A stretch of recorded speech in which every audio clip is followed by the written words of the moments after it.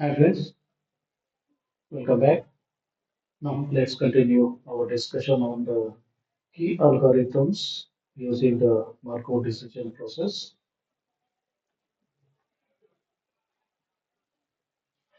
So we have one group of algorithms called value-based algorithms, wherein this algorithms learns the queue for every pair of state action to estimate the future rewards. The value Q here is a value at every state for every action. So for every state action pair, there will be a value called Q, and this Q value is used to estimate the future rewards. On the other side, we have policy-based technique wherein we directly optimize the policy that tells what action to take provided the system is in state yes. So here pi is the policy, and this policy will tell us the optimum action to be taken, the optimum action A to be taken at any given state yes of the environment. So one tells the value, Q value, and the other one talks about the policy. And the third one is a combination of these two, which we call it actor-critic. So it combines both value and policy-based methods.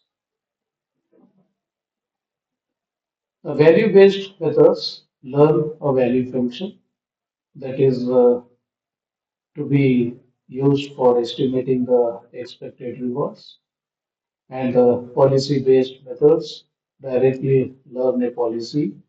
That means some sort of function which map states to actions, and the actor-critic methods that combine both, wherein actor makes use of the policy based and critic makes use of the value function to improve the overall learning and stability of the system. Let's see them in detail one by one. So let's begin our journey with value-based algorithms. Here we learn a value function called a Q function that estimates the expected cumulative reward for each state, or Q function is a state action pair. So for every state, for every action, a particular value is defined. And then when we are at any given state, then we look at all possible state action pairs of that particular state and see whichever action gets maximum value, the maximum Q value. Let's define that as the best action for that particular state. Here, the policy is derived implicitly from the value function. That means we just the policy here is just to choose the action that gives highest Q value at any given state. So here, at any given state, the policy is simple. Just look for that state, look for all actions, and for every action from that state, whichever action gains maximum Q value, select that. So that's a value-based algorithm. So some algorithm examples, maybe Q learning algorithm for a simple task. When the task is too complicated, better to go with neural networks, so deep Q networks. are some examples used for that.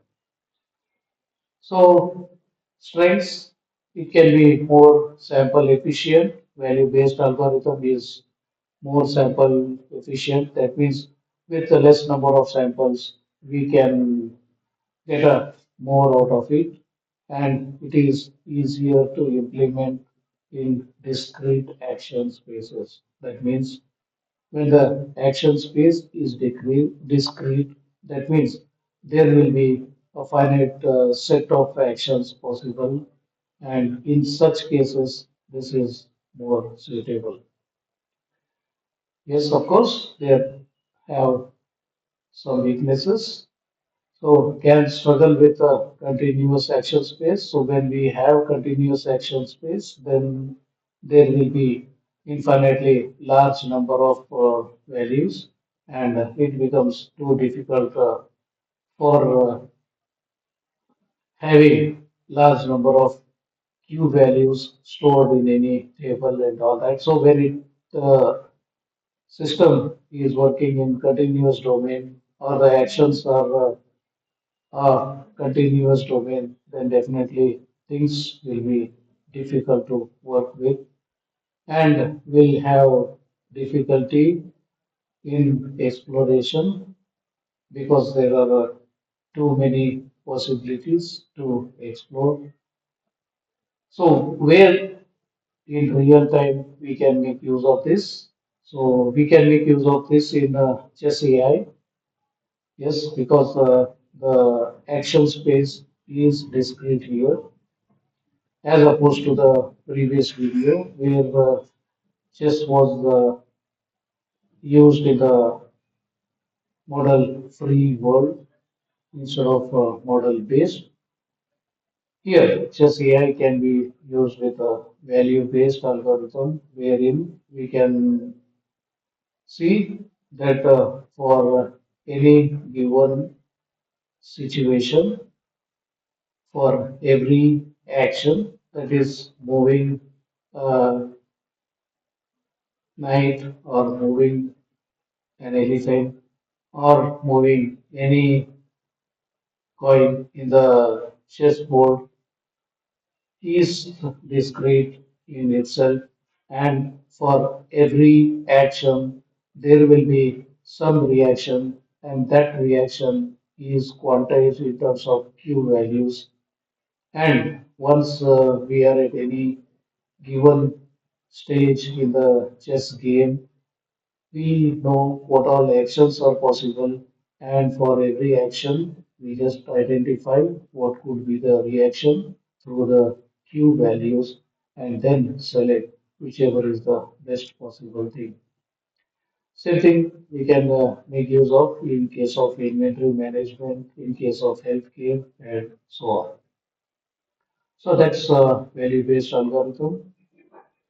So in case of value-based algorithm, we can just represent that as a Q table or some functional approximation using neural network, where we feed in a pair, one is the state, other is the action, and for any state or any action, we get one Q value. So for every pair of state action, we get a Q value, and then let us find out what all state action pairs are possible from a given state, and then find each Q value, and then decide whichever state action combination got the highest reward, highest Q value, that action we take up in the next step. So that is value-based algorithm. On the other side, if we look at policy-based algorithms, so they focus directly learn a policy. A policy is just a mapping from states to action. So here the policy is to optimize the maximum expected cumulative reward. So this is more useful when rewards are not available immediately for every action. Then, when the actions do not fetch the reward immediately, then we need to have a longer plan, and then this longer plan used to find out overall the cumulative reward expected from each of the actions or action sequence, and then maximize this expected cumulative reward. So examples for this method is policy gradient algorithm. The strength of policy-based methods, it is that yes, it can handle continuous action spaces more naturally, and stochastic policies encourage exploration. So when we can make use of a stochastic system, then exploration is possible easily. In value-based exploration was difficult, but there are weaknesses. So it is less sample efficient. That means to have a better policy, we do require a large number of sample. So it is not very sample efficient. It needs a large number of samples to have a better policy design, and may have higher variance in gradient estimates. So when we are trying to estimate the gradients, yes, variance will play major role. More details about this, we'll look into our future sessions. As of now, that's strengths and weakness of policy based, and see where we can make use of them. Examples. So we can make use of this in autonomous vehicles because the angle with which the accelerator is being pressed, or the angle with which brakes are being pressed. So there's continuous uh, actions, so they are not discrete ones, and hence there is large possibilities, and it's better to work with a policy based rather than value based, because value based are well suited for limited possibilities. That means when we have discrete versions, but not in case of continuous version.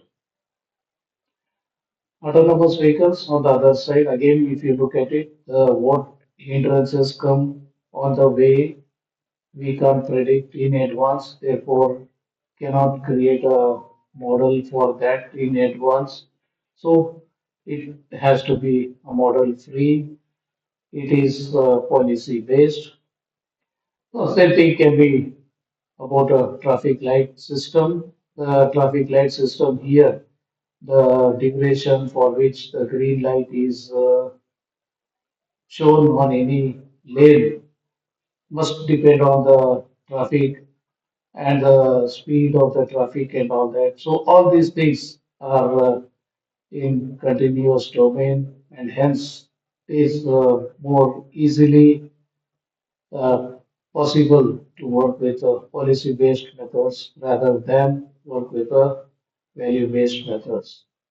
Same case with robotics. So robotics will be working with multiple degree of freedom, and each degree of freedom may be working in continuous domain, and hence there could be infinite possibilities of any situation, and hence it's almost impossible to have value-based system here. So in case of robotics, it is well suited to work with a policy-based methods.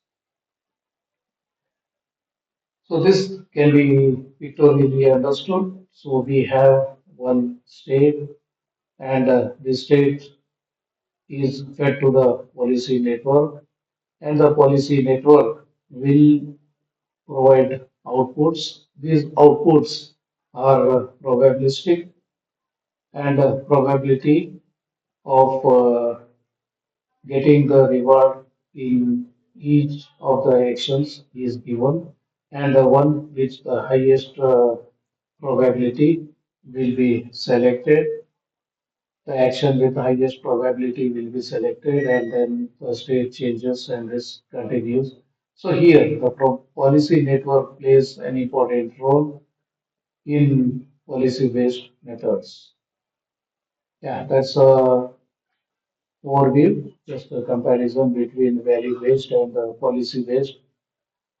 So in the value-based, the agent uses a value function to estimate the expected future reward for each state action pair, whereas the agent finds policy parameters that result in the best possible expected cumulative reward based on policy gradient.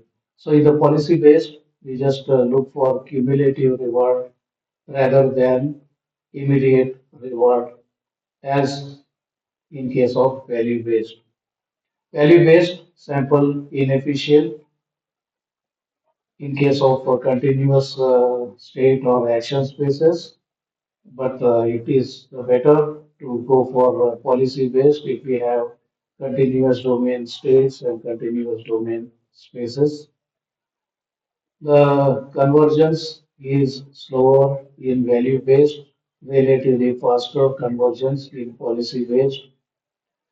So explicit exploration is required for value based, but it is uh, by default it explores in policy based, and value based system are typically useful, and they make use of a deterministic policy representing a mapping of states to action, whereas policy based work morely on stochastic based policies.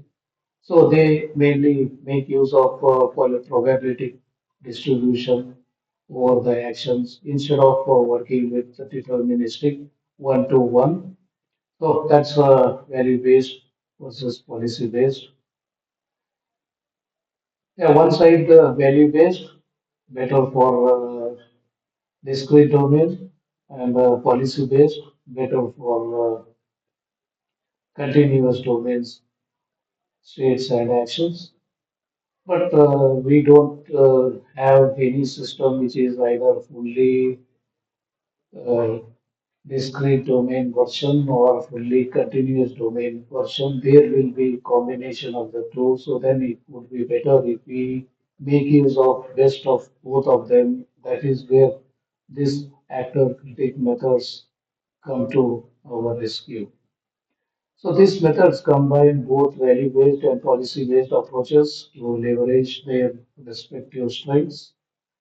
Here, the actor represents the policy that will select appropriate actions, and the critic evaluates the actions by estimating its value function. So one side, the actor uses the policy to select an action. And once the action is selected, the critic part of that will just try to evaluate what happened with that action. So it will find a value function. So policy is used to define the action, and after action is decided, it estimates the value function, and the actor updates the policy as directed by the critic. So what is happening here is at any given step, first actor looks at the policy and selects the action. And the action is reviewed by the critic, and value function is defined. This value function is taken by the actor, and if the value function is satisfactory, then the policy is also assumed to be satisfactory. But if the value function given by the critic is not satisfactory, then the actor should understand that there is some problem with its policy, so it must update the policy as per direction of the critic. And the critic will update the value function based on the feedback from the environment. So actor takes an action depending on the policy, and this action will disturb the environment, and the environment will give the feedback. And this feedback will be used by the critic to update its value function. So it's a situation where actor has its policy function, critic has its value function. So actor makes an action, and that action is done on the environment, and the environment changes its state, and the change in the state is felt both to the actor as well as to the critic. And when action is taken, along with the change in the state, the environment also creates a reward. So, looking at the state and the reward, the critic will understand what has happened. So, does it happen in a better way? Did it happen in a wrong way? So, accordingly, it will create a criticism or what we call a value function. And this value function will uh, be used to update the policy function. And the reward is also used to update the value function. So they work hand in hand, and one actor is making use of policy function, which is better for continuous domain activities, and the critic is working with the value function, which is better for the discrete domain activities, and this makes use of both the strengths, and this actor critic method solves the problems of policy based as well as the value based methods. So policy based methods are well suited for this continuous domain, and value based are well suited for discrete. And these combinations are used together, and get the advantage of working with actor critic methods. So as of now, we close this issue and see various algorithms in detail in the coming sessions. So keep watching. Thank you. Please don't forget to like and share if you like these videos. Thank you.